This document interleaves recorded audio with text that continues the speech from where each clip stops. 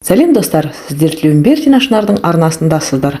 Дәл осы құрақ түрін құрау үшін керекті деталімізді осы видеода сызатын боламыз. Арнамда әртүрлі бағытта түсірілімдер болғандықтан, оларды жіберіп алмау үшін тіркеліп, қоңыраушаны басып, лайк, комментарий жазуға ұмытпаңыздар. Деталімізді сызу үшін ең алдымен парақтың бетіне 16 сантиметрді сызық, түзу сызық сызып аламыз. Тең ортасы 8, сол тең ортасынан жоғары қарай белгілеп қоямыз. Енді оң жақтағы жаңағы 16 сантиметрдің бір жақ басынан мына жоғарыда перпендикулярный сызыққа дейін 16 сантиметр болатындай етіп түзу сызық сызамыз. Екінші жағынан дәл солай етіп 16 сантиметр болатындай көтереміз жоғары. Сонда бізде тең үш бұрыш пайда болды.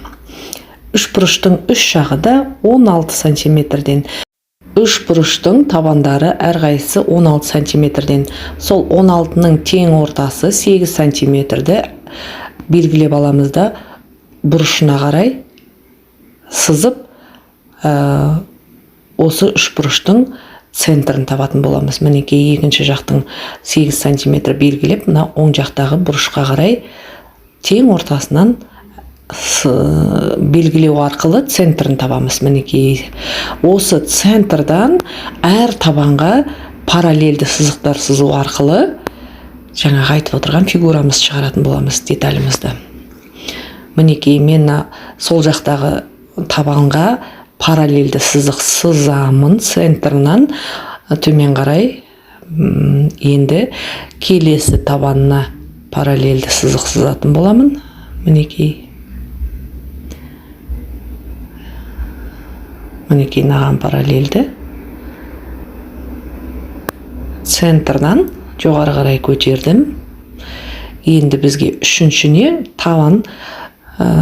табанына параллельді сызық сызу арқылы бірдей үш деталь шығаратын боламыз. Мінекей. Мынау бізде бірінші деталь, екінші, үшінші. Қазір қиып көрсетемін.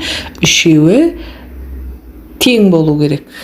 Сол кезде біздің детальдарымыз да әдемі тең шығатын болады. Мінекей осы парақтағы біздің фигураларымызды әдемілеп кесіп аламыз да.